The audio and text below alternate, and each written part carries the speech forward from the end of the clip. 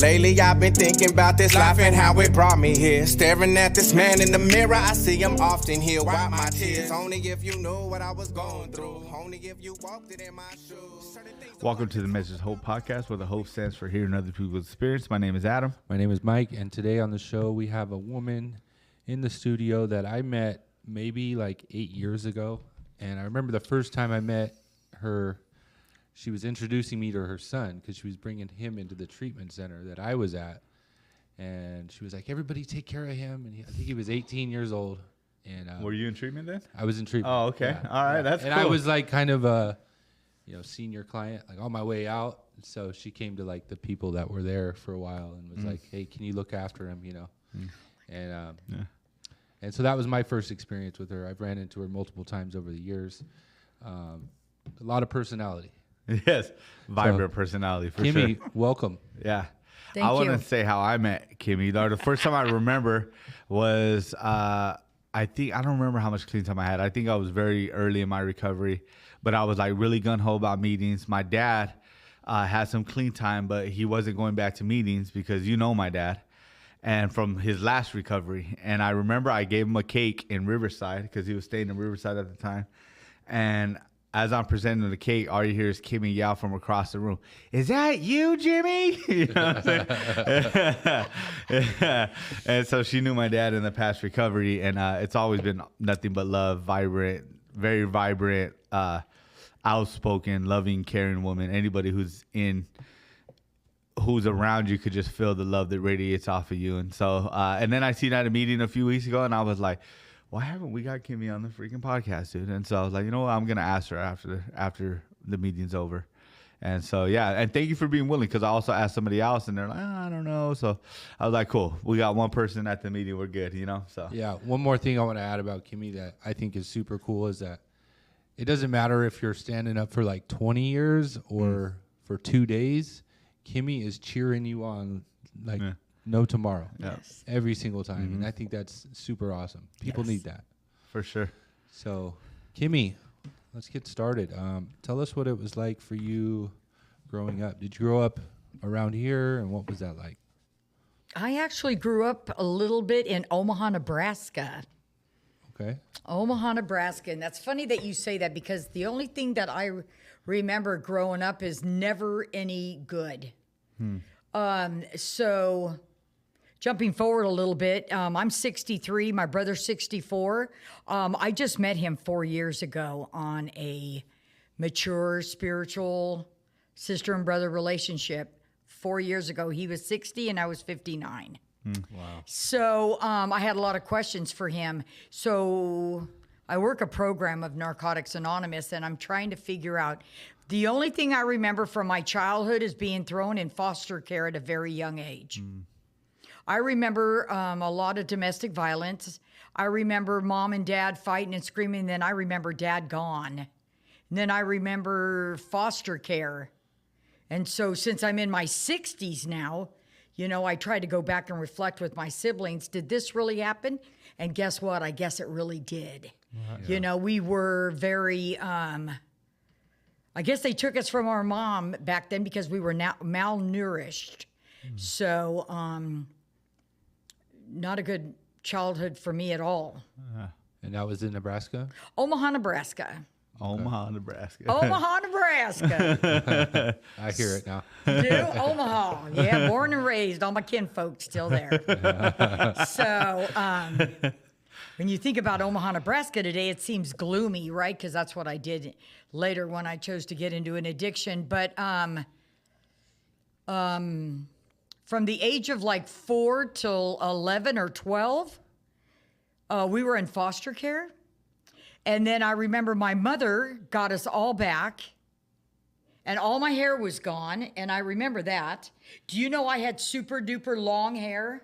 I was ginger, and I had super duper long hair, and I remember my mother saying, "Damn it, now we got to grow your hair back because she cut off all your hair because you just don't know how to keep your hairbrush, Kimmery."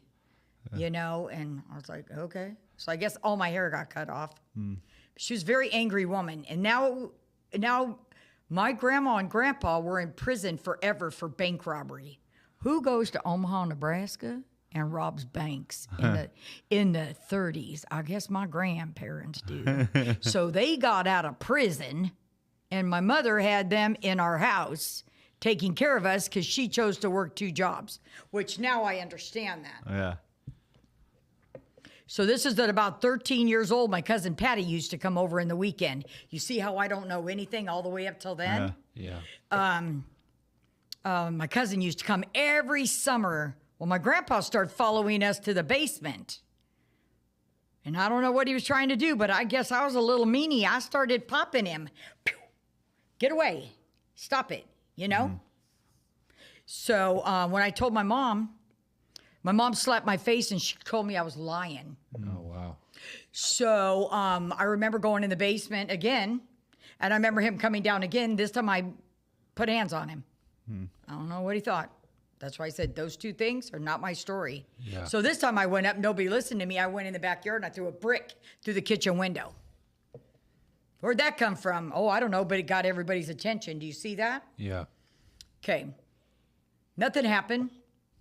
I guess I'm a problem. So I don't remember my grandpa ever coming back down to the basement because he knew he was going to get beat up. Yeah. I'm not a sensitive little girl. I think all that innocence was taken in foster care. I was quite mean.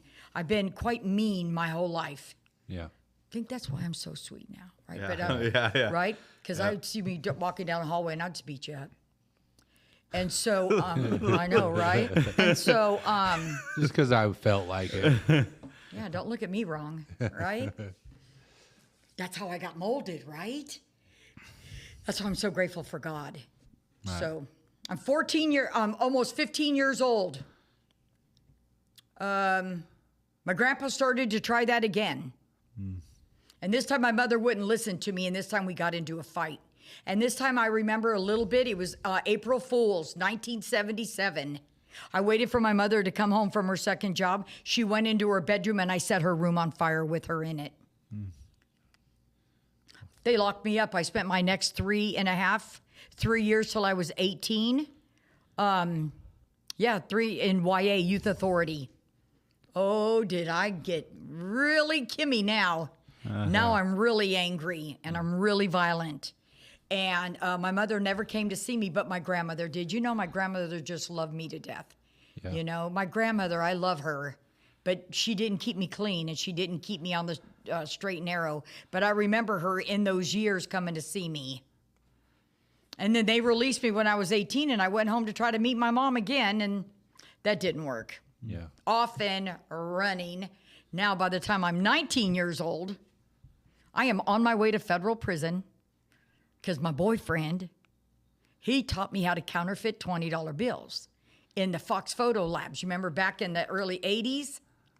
I was born in the late 80s. Okay, you beautiful youngsters, right? I am He's over barely half born a in- century old, right? I'm 63, but there used to be Fox Photos. You'd get your little cameras and you'd go and they'd develop all your pictures, and they made it really good where it was full of colors. Well, the little boyfriend I found, that, by the way, I got pregnant with his daughter, we started counterfeiting $20 bills. And man, did we have lots and lots, and I lived a little short life of living the dream and could buy anything, and and I'm 9 months, 8 months, 8.5, almost June, May, my birthday passed, we're locked up. Here comes the Secret Service. Oh my God, I was like, Secret Service? You mean you guys are real? Like, oh my God, and then we're all over the news, right? So they're going to sentence us, so they sentenced him to 15 to 30 years for conspiracy to counterfeit U.S. currency notes, and he's got a white-collar crime background. It's because I'm 18, he's 28, right? Absolute love at first sight, right? Yeah. And then they sentenced me 5 to 7 years federal, but he let me out to have my baby, right? So I had my baby on heroin and did not want to turn myself in. Okay. And who do you think I called? Your mom. My mother. Yeah. That crazy? Yeah. I want to rewind a little bit. Yeah. Where did the drug or alcohol use start for you? YA Youth Authority. Okay. So Pruno. 12, 13. Pruno. And then everybody would get all these meds. Started with medication and Pruno. Okay. And then you got out of YA at 18. 18. And then where did In where did between it 18 escalate? and 19, I just met a girl that we were in YA with. She introduced me to alcohol, marijuana, Ted Nugent, and Budweiser beers. I remember Ted Nugent, marijuana, and fast Camaros. Yeah. And from fast Camaros went crack cocaine, like fast. Wow. Like that's who they were. That's who these girls were. Those were my first friends. She said, when you get out, come find me. Well, I did. Yeah. Well, I did. Yeah. Very fast. You see that? Yeah. Then I became a drunk, right? Yeah. That's where it started, YA. I learned everything. Taught us how to get pills to go to sleep, pills to calm our moods. And back then, you could get like Ativan. Yeah. They gave all of us kids back then. It was no big deal. Remember Ativan Yeah. and Xanax? You know? Yeah. Wow. So it planted the seed. Made me feel better. Right. Now I knew I could sleep. Now I knew I could stay awake.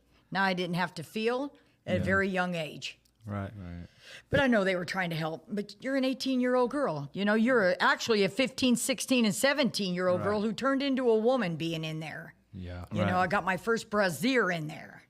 You know, Yeah. talking a little skinny girl turned into a full-fledged woman. You know, came out. I was a virgin.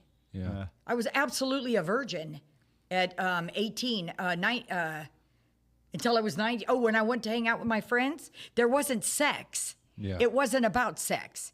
It was about drinking and marijuana. I remember everybody smoking and laughing and leaning over, and I couldn't smoke weed. Because I took a joint, and if you could get up and walk across the room, I was tripping. Yeah. So I wanted to go to sleep so that would wear off. Yeah. Something about the dynamic of my brain. So my whole life, I haven't smoked a joint in 50 years, 40 years Right. Yeah. at all. So you get sentenced to federal prison, and then they let you out during your sentence to have your baby? I got sentenced, and they let me out to have the baby. And they told me a week after the baby, I was to turn myself in. Oh, you went on Well, the I run. had gotten into a car Yeah. and was headed in a car to Omaha, Nebraska. From Dallas, Texas, I made it to Wichita, Kansas Turnpike. Do you get that? The Wichita, Kansas Turnpike? And some guy hit my car. We were going straight, and out of the corner of my eye, he was coming on this freeway. He just came right around, and I was so dumb and so young Yeah. and so high, I didn't even think. Was your baby in the car? It broke her jaw at 58 days old. My daughter's jaw was broke at 58 days old because I had her in a car seat. I also had a girl named Lily that was next to me. I was paying her to help me with the baby so we could drive straight through. I had all of our drugs. Yeah. Okay? I had all of our drugs to go straight through to Omaha, Nebraska, where my mother and my grandmother, especially my grandma, was waiting for this little baby. Yeah. Oh my God, was my grandma happy.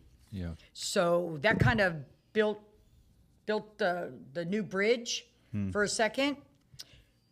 So then my mother, okay, so you ready? Yeah. Lily went through the windshield. It ripped out her eyelid. Her whole face was mangled right here. My head went through the windshield. Oh, yeah, you can see it. Yeah, all the way back. My tooth went through my lip. It broke my right leg and ripped out my knee from the ashtrays. Wow. And it broke this arm. My daughter ejected forward, not through the window, and it broke her jaw at 58 days old. So at the Wichita, Kansas hospital, my mother and my grandmother had all of us flown to Omaha, Nebraska University. And I remember the nurse getting off the plane, handing my baby to my grandmother. Yeah. And so in that hospital, I never got to see my daughter again. They refused. Yeah. They told me about my friend. And then I saw my friend, and I'm like, are you all right? And she was like mad at me. And then my mom wasn't no help, probably pumped her up. So my mother gave her money and literally put her on a plane a home, but she didn't know we didn't have a home. Yeah. Okay, she was my street buddy. You know how that goes. Yeah. Right? So she wanted to go somewhere with half a face. So maybe she, to this very day, I kind of forgot. It's been 40 years, right? Yeah. Yeah. Okay. My mother waited till I got a little better and she called the feds and turned me in. And they kept your daughter? Oh, yeah. Yeah. Okay. They kept my daughter. Okay. That turned out all bad. Yeah. Ugh. I got out of prison. Now my daughter's over 5. Yeah. Now she's over 5 years old. I tried to go back to Nebraska and get a job. They were never going to give her back to me. My sister and my mother were just as evil as they were before. Yeah. So is that who your child went with? Yes. So that's how I landed in Riverside, California in 1987. And here I've been ever since. I decided to just let all them live. Yeah. You know what's so crazy is that when you said that you set your mom's room on fire, right? And it like kind of blows me away because of just who you are now. Yeah. You know what I mean? Like, you don't think there's like a insidious kid, you know what I'm saying, that you used to be, and just who you are today is just completely, obviously different, right? That's the program of God, if you're understanding all that stuff, right? But it's almost like weird to hear come out of your mouth that that's your story, right? And so how was prison like? Was prison hard for you? No? Look, you can't see me, but I'm laughing my butt off. I was in YA. Prison's a joke. Yeah. Because I'm fun and I'm young and now I'm going back to prison again. You know, I didn't even last. You ready? So I come out here in 1987. Now my daughter's almost 7 years old, right? 5 years old, right? She was born in 82, July 2nd, 1982. Now she's almost 6 years old. I'm out here in California. My dad gives me $1,000 and tells me to have fun. And he gave me his Corvette to go to Disneyland. Is that where you were going? That's where I was going. Yeah. Till I got stuck in the Disneyland parking lot Yeah. with a whole lot of money. Guess what? I found somebody who had possession of some cocaine. Who does that? How do you find that in a parking lot at Disneyland? Yeah. I did. Yeah. I never made it inside Disneyland. I made it right around the corner to that hotel, Yeah. right out of Anaheim. Oh my God, I sold my dad's Corvette. Damn. Yeah, I remember my dad and my brother coming back then to look for me. My brother just was trying to play good cop, bad cop. Yeah. My dad's furious. My brother's like, can I please get dad's car back? Yeah. You know, Yeah. hit and miss. Wound up going to prison. Got arrested at that hotel right after I told. Okay, so I called the guy I sold my dad's Corvette to, and I said, "Hey, can you do me a favor? Can you just give my dad back his car? Because I think there's going to be a whole bunch of cops. Because my brother's a Marine. I think we might have some problems." Yeah. Right? He goes, "Well, I'm gonna double it. I don't care what you do. Will you just give the man back his Corvette?" Right? So I got arrested for possession, for a lot of cocaine, a lot, like almost a pound. The Corvette's worth. A Corvette's worth. I had a lot. It was like a pound.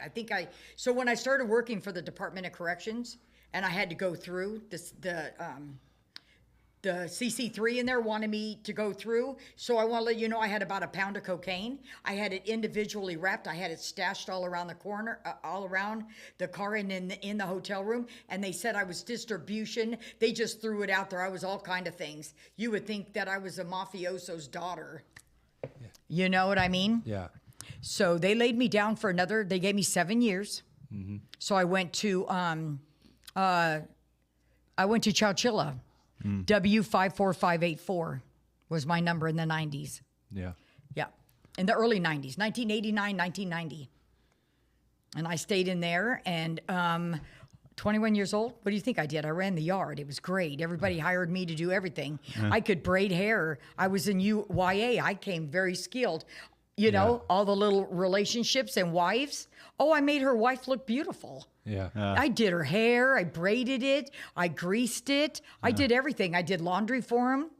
I worked in the kitchen. I brought them all the avocados and the eggs for our spreads on the yard. Yeah. Back then, we got to wear our own street clothes and we could go party on the yard with big old boom boxes. Do you remember that?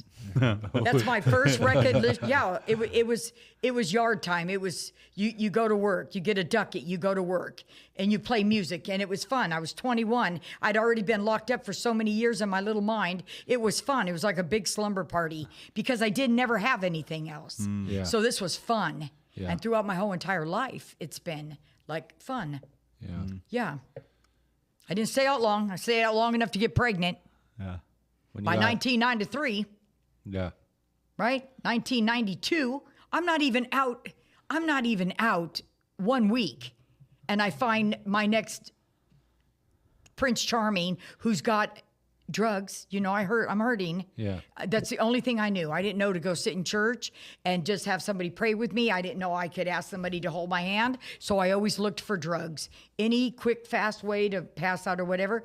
Boom, got pregnant again. Fertile myrtle. How long were you out that time? Not even a year. Not even a year. Spent most of my pregnancy locked up. So you went back to prison and you Again. were pregnant again. Now I'm on my second term. I've done a total of 5. Yeah. So you have the baby in there. Nope. I have the baby out here in the streets Oh, okay. in 1993. Yeah. Just turned, it's my little Danny boy. Yeah. I just went blank. They're doing So you go back to prison. Where does your son go? Where does your son My go? Danny boy? Yeah. Okay, so here this comes. Ready? So I have the baby. Okay.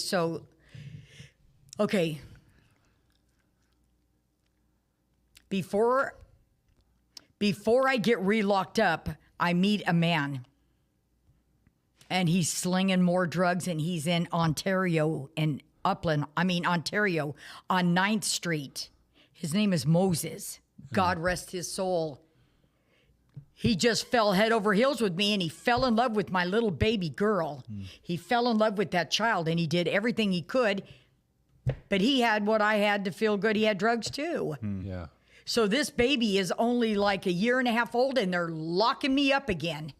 It's not even 96 yet. By 95, she's born in 93. By 95, I'm already arrested again, going in for my 3rd prison term. Yeah.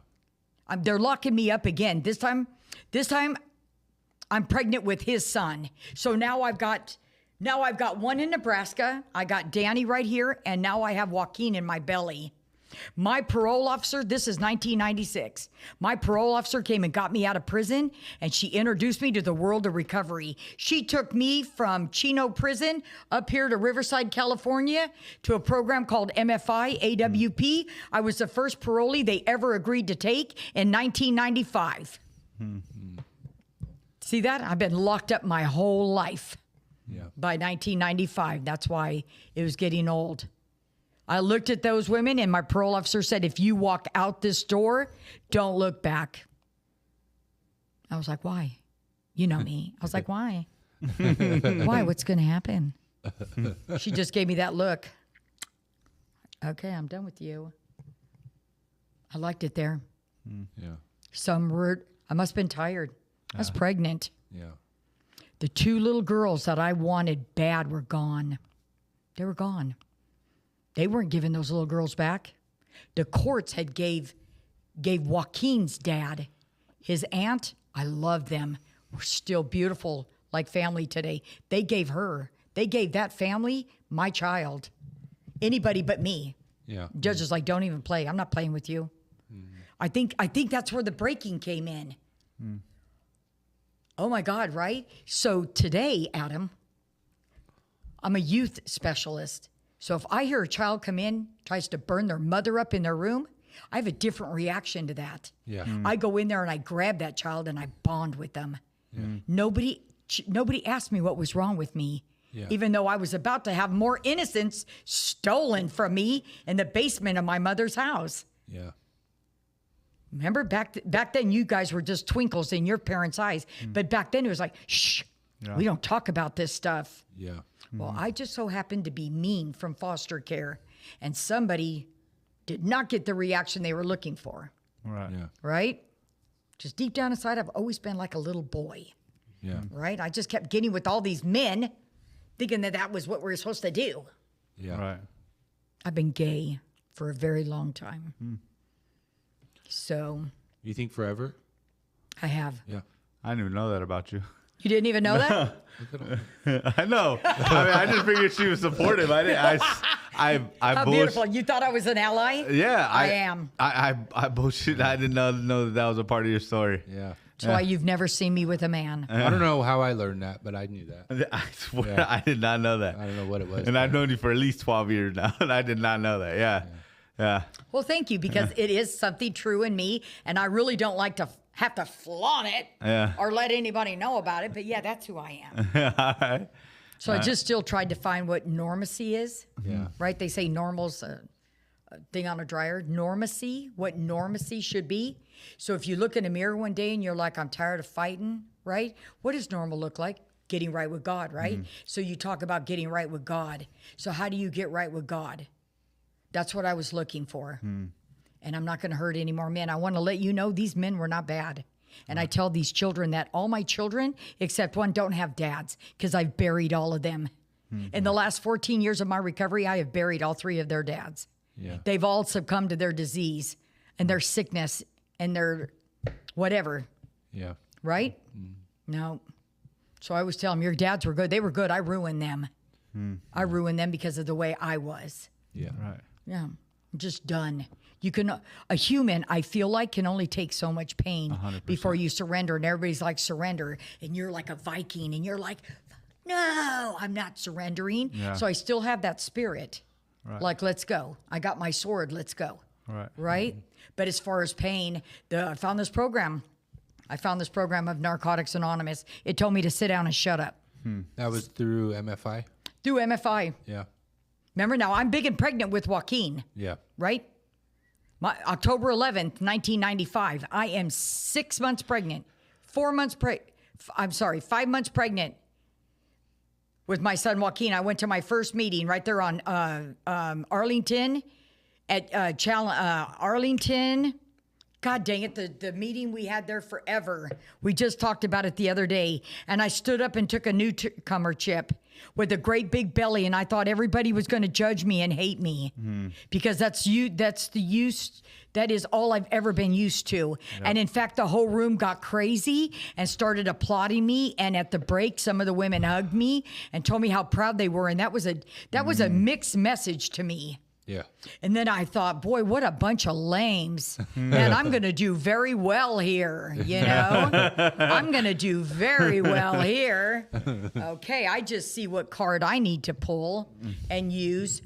And then I want to tell you that rehab was 90 days. So January 11th, 1996, I'm in the streets in sober living. And I had a very healthy little boy named Joaquin, who now just turned 29. Yeah. And so... man, I never saw so many addict women in my life fight. Do you know the whole time I was in rehab, I just felt like we were watching a tennis match. So, I don't know. I was happy. I've been happy ever since. Yeah. I don't get in conflict. I seem to be in one now, but I don't get in conflict. Yeah. Because if you like it, I love it. I don't have an opinion on what you're doing. I like that. You love that? You like it, I love it. Let's go. Yeah. Whatever you like, I like. Right. Unless it's going to kill us all. Then let's go talk. Can we go? Yeah, can we have an ice cream cone over this? I mean, you know what I mean? There's got to be a better way, right? Nah, let's not do that, right? Yeah, for sure. But I love everything and everybody and the things that we see, right? Yeah. To keep a better perspective, keep your eye on the prize. Yeah. How long did you stay clean after that? 10 years. 10 years, 2 months, and 27 days. Crazy. And then I got loaded. Back to prison I went. I was 33 years old when I met my father with these eyes. Yeah. People are like, you just met your dad? You know what I mean. I woke up. Yeah. I couldn't understand. It was hard for me to believe how many different color leaves are on a tree. Green. Yeah. My eyes, my spirit saw things differently. People in the program, spiritual awakening. Yeah. Right? I met my dad when I was 33. He loved me. He loved me to death. I'm working as a nurse. In 1998, I'm 3 years clean. I'm working as a little nurse. Loving life. Danny, her appendix blew up. Danny loves sunflower seeds. So I would get this, and Joaquin used to scream from the back seat of the car, Mom, going in 7-Eleven? You know, I had to get my Marlboro Reds, you know. Don't forget my limps. You know, that was his M&Ms. And Danny boy loved sunflower seeds all day, every day. Well, guess what? Danny used to chew her sunflower seeds and swallow it. That blew out her appendix. The doctor came in and said, I didn't even realize how many holes can go in an appendix. Oh, wow. The little wood slivers blew up her appendix. My father sat with my child 18 days because the bile blew up in her little belly. Wow. She's only 4 years old. Yeah. The bile blew up in her belly. No, she's 6 years old. I apologize. She's 7 years old. She's in Parkview. My dad went there every day. Got her first Jungle Book movie, right? Me and my dad were cool. We formed a relationship, so my dad got to see me clean, you know, and fun. He started coming out, you know, to little birthday parties for my kids. And then 2005, I'm loaded. What led up to that, do you think? I traded my money, my property, and my prestige, and I diverted the primary purpose of a program that I thought spoke to me. It still does. Right. And I left my MFI job after working there for years to go work in a prison because they offered me back then $12 an hour. That was $10 over minimum wage. Yeah. There was 17 of us that opened that program. Theron Bryson, the man that I admire, God rest his soul. I love him. He showed me what love was working at MFI. He told me, he said, don't go, Kimmy. Yeah. Don't go. And I did. I didn't know. I don't judge people, but I heard that it was a brand new 290 program. And the 290 program, because I believe everybody, I'm not God. Yeah. And they have been down for 16 plus years. Yeah. Okay. These are long-termers. And it's our job to rehabilitate them because they're getting ready to go in the streets. So what I had found out, and here's truth on a podcast. What I had found out that number one, we were putting them back in neighborhoods that the neighborhood was unaware of. And I had a problem with that.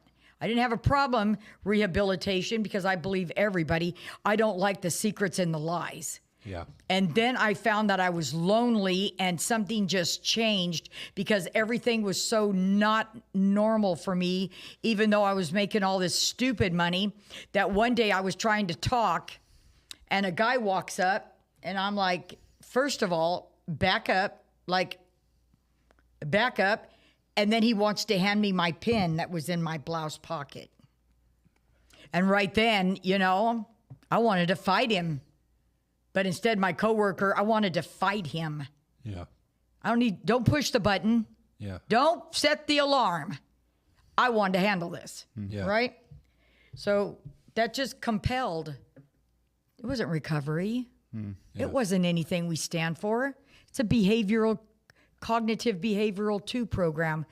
Right? And then we're going to house them in neighborhoods that they don't even know about. I got lonely. Yeah. I said, what have I done? Instead of running to a meeting and going, oh my God, what did I do? Not even knowing I've been working for 6 years, Kimmy. You could have went down there and got welfare temporarily back then. There's so many things that I could have done different, but instead I started getting off on Friday night. And because my 2 children were raised in the rooms, when we would go get pizza, because I wanted a pitcher of beer, I used to give them $10 each to go play the Arcadia games because I needed them away from the table. But one day Joaquin came back and he jumped in the little chair. He's like, Mom, isn't that beer? I was like, oh my God, Kimmy. Oh my God, what have you done? Shortly after that, you're talking shortly. Now we're getting into a war on the yard. Danny's daddy rolls up in there. Danielle's daddy, he rolled up into CRC. Now the brown car finds out that he's my baby daddy. So they're upstairs and they're trying to blackmail me to bring in tobacco. So they get mad because now here I am. I bring in a bunch of tobacco and ink for the white cars. Right? Because I got mad. It wasn't about race, I'm telling you. I didn't like the way he was punking me. He didn't know who I was, Yeah. right? But then when they beat up my baby daddy, then I got mad. Yeah. And then I did bring them in some tobacco. But then I got mad and said no. They had me walked off. They had me walked off the prison. So now I'm going to go into my full-blown disease. Danielle's dad's locked up. Joaquin's dad is loaded and drunk. I started getting meth. I did go get welfare, I think. Yeah. Yeah. Gave back my new car, grabbed the other one that was paid for in the driveway. Everything, 10 years. Everything gone. How fast? 6 months. Swear to God, 6 months. Yeah. 6 months. House gone. I literally walked. Okay, so you remember I told you about Joaquin's families? Yeah. Oh my God, I love them. I literally walked Joaquin at 5 years old, 4 years old. I literally walked him. Liz, it's crazy. We're all on Harupa Street. I don't know if they were following me, but it's really cool. Both of Joaquin's aunts live on Harupa, one down here and one right here. My sister owned a house on over there, sober living. Of course, we weren't allowed to go by there anymore since we're loaded. I walked, and then I rented a house right here. I walked my son Joaquin across the street and handed him to his aunts and said, I can't take this, I'll be back. And I never came back. But I drugged Danielle through the hell again. I drugged Danielle. So here Danielle is born on drugs. No, born clean, started on drugs, going to foster care. I get her back. She's gone again. Oh my God. Yes. I didn't last very long. By 2007, I'm already locked up again. And that's because my dad let me stay in his house. So that shortened. So I was getting out of the house every day. My dad bought me a car. My dad gave me $1,500. I came home with a whoopty, start boosting, stealing, you name it. Anything I had to. Don't call me a thief. Call me a booster. I'm a booster, bitch. I'm not a thief. You know? That ego, right? Yeah. That ego? So you ended up in prison again. Of course. Yeah. That was the last time, right? That was the last time. 2009. That's when you got out? No, I got out February 2nd, 2011. Oh, okay. People say, Kim McLaughlin, why isn't your clean date March of 2009? I said, I don't care about that date. I don't care because I already had 10 years. I need quality. I don't need quantity. Yeah. So the day I got out, February 2nd, 2011, I not only had robbed my dad the last time, my girlfriend, thank God, got everybody out of the garage that I had left in the garage because they would have put my dad out of his own house. Yeah. They would have put that man out. That's who Corona Kings, that's who I was messing with. We were doing big things. Big things. I took these kids with my knowledge from what I learned on masterminding white collar, and I took it to a whole new level that even I woke up and said, oh my God, what have I done? Boy, the drugs had my brain so bad. Yeah. I was a kingpin, but I didn't know how I got there. And then my phone, you can't sleep, and they always gave me dope, and they were in my garage, and oh my God. You know, I came home one day, and I think there was a baby playpen in my garage. I'm like, how'd you get here? Like, oh my God, my dad's garage. Oh my God, my dad, he just never did anything. He's so cool. I go like this because I took off all my jewelry. You notice that? Yeah. So my girlfriend, I loved her. I called her from jail and I said, it's over. Oh my God, I was terrified. All the shit that I had done. She got everybody out of my dad's garage and she shut it. Then she went to the front door and knocked and gave him a big old hug and said, don't answer the door. Your daughter's gone. Your daughter said, do not bail me out. I did. I was broken. Yeah. Broken. But watch, I bipolar on you. Okay? They took my car. They took my laptop. They took all of that. Just get it all gone. And when I sobered up in jail, I was drunk. But when the dope wore off, I was angry and tried to backpedal. Called my dad, get me out of here. Don't let me die in here. Yeah. You know, I'm broken, Dad. They're going to lay me down. So what they did is they offered me 17 years at 85% and 4 prior prison enhancements. Because I'm not a violent offender. I'm a habitual offender. Yeah. They got it all the way down from Nebraska and federal prison. They're like, oh, you're done. You're just like, right? So my dad did. So what they did is my dad did hire me an attorney. It's called Greenbrier. You remember them back then? #1 lawyer. Every addict in the world loved him. My dad gave him $10,000, and he got me 5 years, 6 years with halftime. Credit for time served when I spent in the county jail because I was in the back seat of my homeboy's sister's car. Was I ever so grateful for talent for... Okay, so first of all, it wasn't my car. Yeah. I'm in the back seat. Yeah. So all the stuff of masterminding, remember the laptop? Remember the laptop and all the receipts and everything was found in the front seat. Yeah. Out of your reach. Yeah. So everybody's like, oh my God, you're lucky. And I said, I'm not lucky. I said, that was God. God said, you've lost your rabbit mind.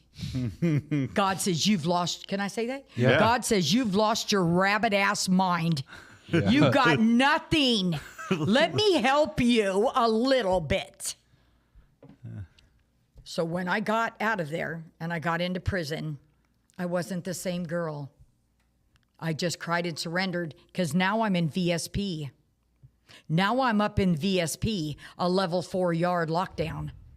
All I got is all day in that room, 23 hours a day. I'm locked in with 7 other women. Yeah. They ain't opening that door. I'd teach myself to get rid of my own kidney infections, how to keep my tooth pain to a minimum until I can get help. Yep. True survival right there. Naked and afraid, go to level 4 yard. My bunkie was an LA gang member, had already been there in 2009, 32 years. Wow. You think she cared about a little white, tweaked out, angry girl that slept above her? No, she actually told me when I can come home every day in that little area. Yeah. Yeah. I literally had to sit in the little middle of a pot area like that in our little room. Not a problem. Yeah. Not a problem. So I'd get up on my bed. How you like that? You want that for the rest of your life? Keep doing the shit you're doing, Kimmy, because this is what you got. Oh, yeah, you didn't have to talk to me. You should have heard how I talk to myself. Right. Yeah. Yeah. So I thought I was going to do another year. I needed another year. I was still scared. I was still broken. And the obsession to use drugs or alcohol had not been lifted. Yeah. I still fiend for it because all my bunkies and all my roommates are smoking cigarettes and they're slinging dope. Yeah. Right? But I didn't do it. Well, you should have seen them. They're the Samoans. You should have seen the size of their feet. Of course you wouldn't do their dope. Can you imagine? Yeah. Boom. They're huge. I don't know what you feed them. They ran the yard. I was terrified. Here's this little bitty thing, right? These big old Samoan girls, they had all the dope. They had everything on the yard. They're like, you want some? No, I'm good. Want your hair braided? I do that really well. You know, and I'll just take some coffee if you don't mind, you know. Yeah. Scared straight, not a problem. Yeah. So I just built from there. So when you get out, where'd you go? I had to go back to the dope spot that I got arrested in. Remember I lived at my dad's and we had that garage? There was a street on Magnolia and Overland. And it was brothers, Gino and Alan and Gino. I just had their whole house. Anytime I came over, it's like they all just waited for Kimmy to show up and bring drugs there so they can sell and get some money and, you know, get their little high on. Yeah. So I had been calling him from jail, asking him to check on my dad because we were kind of friends. You know, even though you live that lifestyle, you do have those friends. Yep. Yeah. So he was calling my dad, and him and my dad were buddies. And then he told me, he wrote writing a letter. You're not getting on the phone, but once a month, he would write me and said, your dad told me to come on over. So my brother Gino took me over there, and your dad gave me $100. I'm going to go ahead and put it on your books, but I know you owe restitution. So let me send you 20 and 20 and 20 so they don't take it all, right? So when I paroled in that house. And I lasted 71 days. And then my sister, Bill Overstreet. You guys remember a guy named Bill Overstreet? He just took 28 years. He had a sober living. He saw that I was serious and the old Kimmy was back. He let me come to his sober living. And from there, I stayed for 3 months. And from there, my big sister, Robin, who owned 3 sober livings, owned them. She saw me and she says, I'm ready for my sister back. And she's like, you know, I love you, but you know, my husband's like, no, you two are like Thelma and Louise together, you know. Yeah. We were good. She just celebrated. She's got 6 months more than me. So I'm 14 years and 3 months. She's 14 years and 9 months. Nice. Hell yeah. So we did our whole recovery together. And then when I was 5 years clean, I went back home. Now remember, I don't have any of these kids. And in 2000, while I was clean, Mark High Rubidoux Sober Living, I thought I'd give these men one more try because I thought it would work. I ended up pregnant again. I'm convinced I'm fertile myrtle. If I could just look at a man from across the room, I'm not even playing. Yeah. I'm not even playing. It's not like I slept with 50,000 men. Every man I slept with, I'm pregnant. Yeah. Because all the other times I'm in prison. Yeah. And that little marriage lasted 40 days. I wanted to kill him. He wanted to kill me. Today we have a 24-year-old son. He's beautiful. Oh yeah. So 5 years clean, you go home to your dad's? I go home to my dad. 9 years ago, May 15th. Is that where you've been? That's where I've Since? been. I know you post a lot about it. I love my daddy, too. Yeah. I made a lot of amends to that man. Yeah. So now it's payback. Because now he's got half dementia. So he's really mean. Yeah. Yeah, he's really ruthless. He throws me out all the time. Says, where's my $300? Right? Where's my pain medication? So, yeah, caregiving is the number one least rewarding thing that you will do for your parents. Yeah. Because they are mean, belligerent, verbally abusive. Yes, but I'm still there. We just got into another knockdown drag out. I love my father. I got to see who my father was. Once my heart and my soul got fixed, now I see exactly what's wrong with my dad. You should have heard about my mom. Yeah. She was brutal. Yeah. My siblings tell me all the time. So tell me about our mother, because I only have what I think I remember. Right? Was it influenced by drugs and alcohol? Was it influenced by maybe lies? You know, how many people that you know can go and tell all these lies, and all of a sudden it becomes a way of their life? Yeah. So I didn't know if I was telling so many lies or I'm just rigorously honest. I just wanted to know, and my brothers validated that everything that I said was true. And she did hate me the most, and she did beat me the most because I looked just like her or some stuff. I don't even know, but it felt good getting validation from your siblings, especially your big brother who lives with you now. He came home 4 years ago to help me. Oh, nice. So you guys are both doing it. We're both doing it. Nice. He's hard to love, too. He's a 28-year Marine. I'm like, you better back down, homie. Back down. Go make your own bed.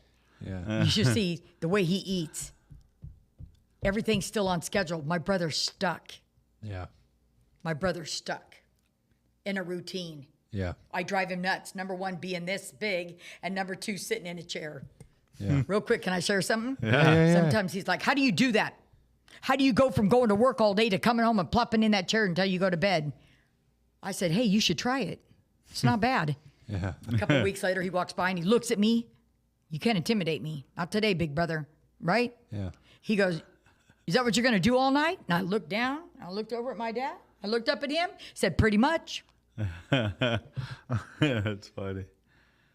Yep. Did But I get it. So where you work now? I work for the California. I Well- work for the county of Riverside. Yeah, but that field, did you go to school back when you I were did. working for MFI and then No. I went back to school the minute I got out of prison. this last time? Yes. Okay. I wasn't even out of prison 1 week, and I walked right into ICC, who remembered me, and they wouldn't grandfather me back in because I was just jumping right back in it. Yeah. Right? They made me go back to school. I went to school every day on that bus. Nice. Yes. Graduated by 2012. Barely out of prison a year. Lied about my clean date. Told everybody I got clean in 09. Said I would make my amends later when I got 14 years clean, and I did. Couldn't tell them 2011 because I didn't meet the criteria for working. Yeah. But I knew that's what I wanted to do. Yeah. And everybody knew me. And only one person asked me for real. Yeah. One person out in Upland, IVRS. I worked for them for 10 years. Yeah. Only one person asked me my clean date to hire me. And that's when I yelled 09 in 12. Yeah. Because I was almost 2 years clean in the streets. Yeah. Yeah. Now I'm 14 for real in the streets. That's when I met you over there. Yes. Yeah. So We're at IBRS? yeah. Oh, So okay. you worked there.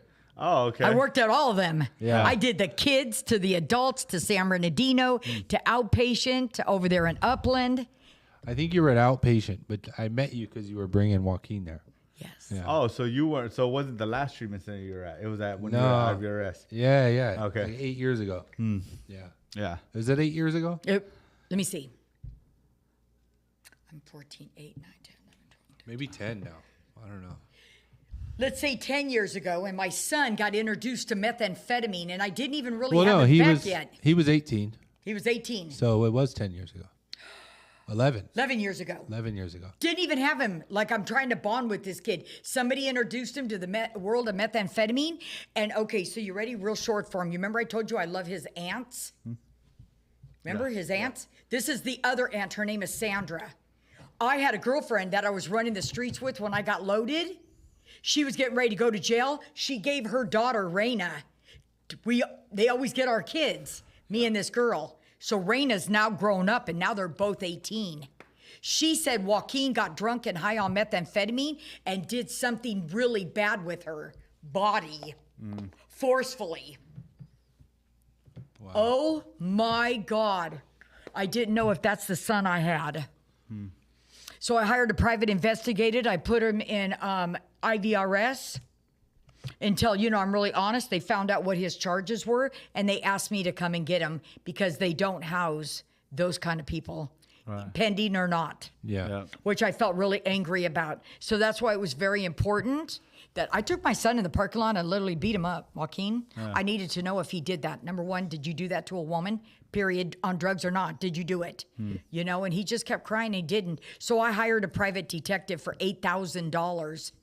And I fought this for a whole year, and the little girl was found not truthful. Today, moving forward, all these years later, she's saying now that she made it all up. And all I can do today is cry because that could have changed the whole dynamic, but I think God had a different purpose, right? Because I also got her back with her bio mom, and oh my God, her bio mom put her out.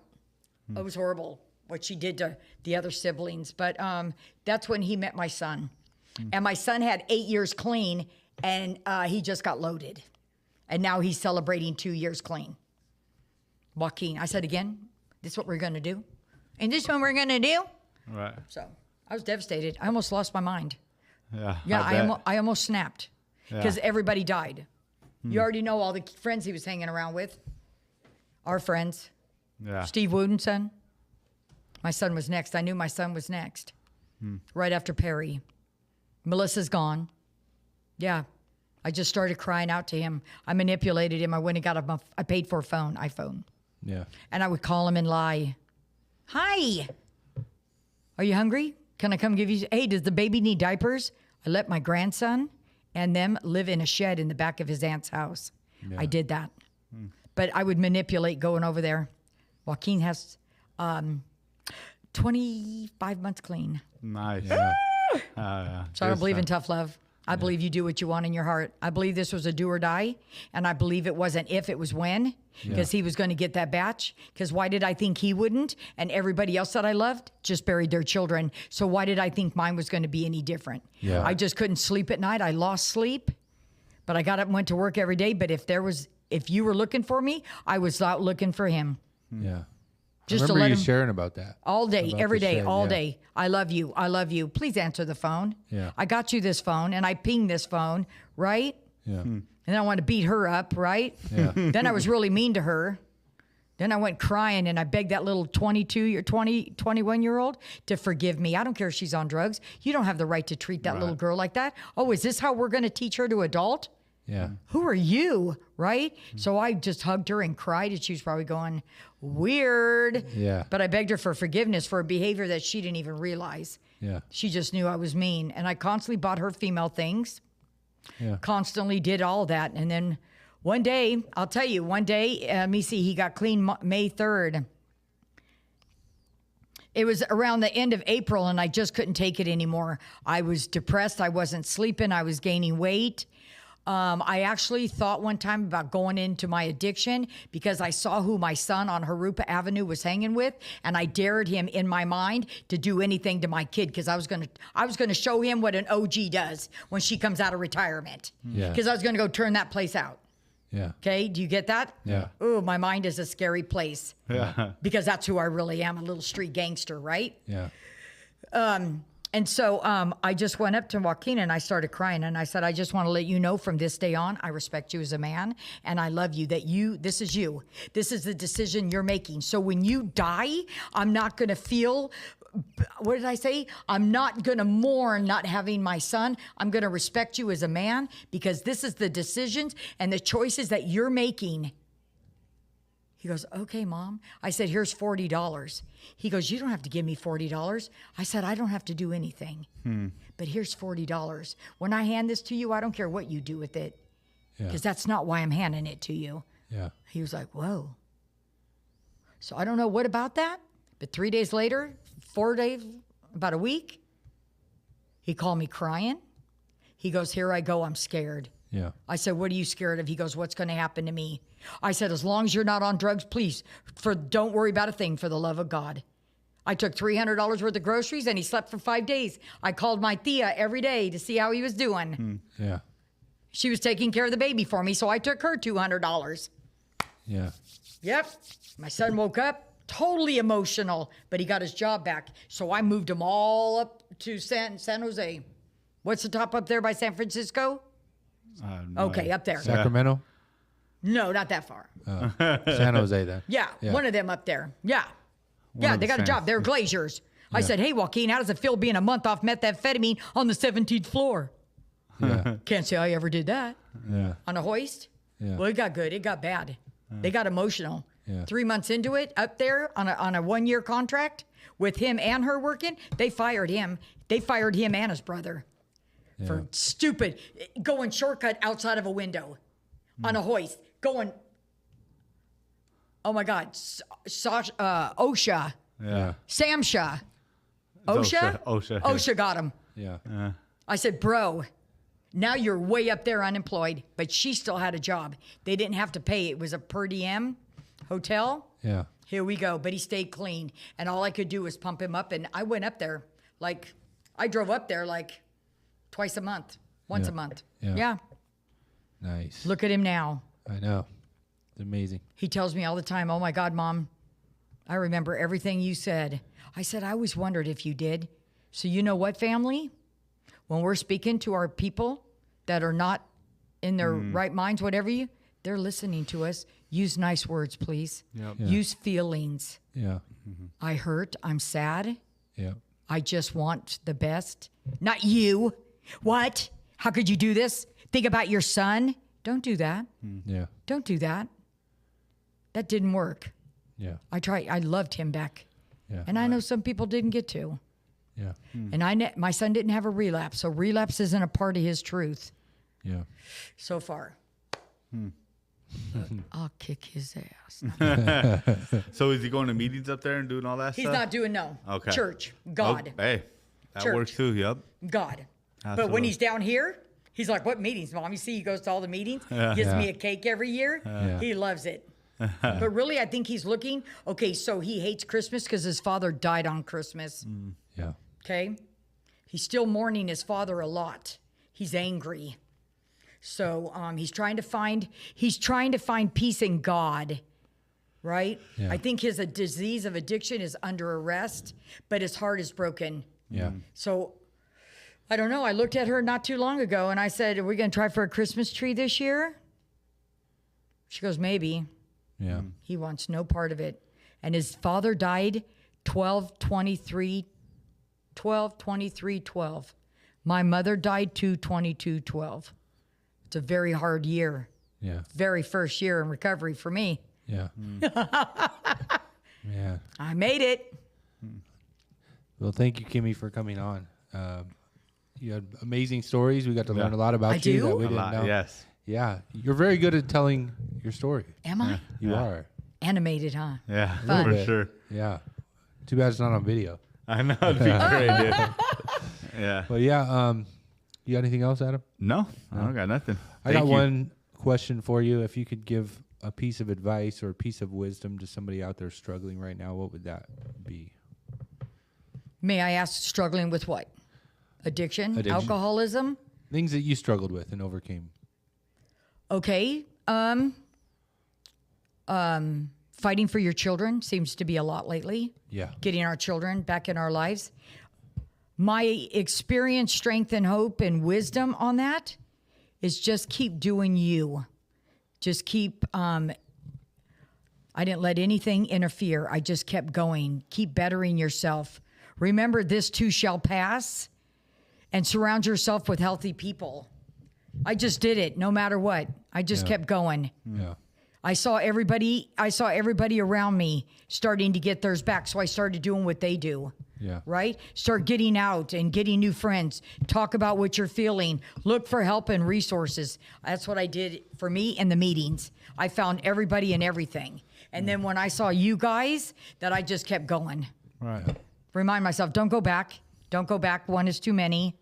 I know those acronyms, but they saved my life. Yeah. One is too many, and 1,000 could never be enough. Yeah. Right. Once you take that first one, it's over. Yep. Keep going. Don't surround yourself with negative Nancys. I didn't need a negative Nancy. I don't care if her dog ate up her favorite pillow. I couldn't do that. Yeah. We have to think positive. Hang around people that are going in places you're going.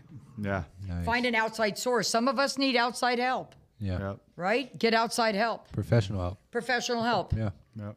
Right? Help somebody. Believe it or not, my sponsor, real quick, my sponsor used to tell me, get your car, fill it up with gas, and go find people that need a meeting. Oh, yeah. I'm like, what the hell? Yeah. That's I did old it. school in there right there. You remember that? Yeah. I did it again. Guess what? I got a car and it was legal. It had 320,000 miles on it. Oh, yeah. And I got memories to prove it. I gathered 5 women in that car and we went everywhere. And I'll tell you, that helped me stay clean. It helped me look forward to stuff. And I can't tell you everybody I picked up in that car is clean today, but I am. Yeah. That's fire. I right kept there. doing that. Yeah. Yep, I did. I said, hey, you buying the gas next time? Look, she wouldn't dare ask me to do that crap today. Just kidding. Gas prices. But that's what I did. I surrounded myself to help me feel better. You asked me a question. I can't believe half of me. Look, I could be driving home right now and have all the answers. I never took my eye off the prize, and I always remembered how bad it really got. Yeah. I can't forget how bad that I took myself. Not you, not them, me. Yeah. Me, what I did to me. Nice. Well, thank you, Kimmy, so much for coming on. Yeah, thank you, Kimmy, so much for coming on. If you guys are listening, please subscribe, like, comment. Be sure to share this podcast with anybody who you feel needs to hear Kimmy's story. Be sure to follow us on Apple Podcasts, Spotify, YouTube. Also, our Instagram and our TikTok is The Message is Hope podcast with an underscore between each word. And we'll talk to you guys next week. Looking for the right state of mind to get my time right. I just hope my time's right. Lost up in the limelight, but you'll never know unless you walked up in my shoes. As someone who struggled with addiction in the past, how does it feel to be able to give hope to others who are still struggling now? You know, it's such an honor to be able to hear other people's experiences of life, to see how when faced with the very thing that was sent to destroy you, kill you and take you out forever didn't, but rather you have been given a second chance to give hope and be a light for those who are still in the dark. So don't be afraid to share your message to the world. You never know whose life you might be saving.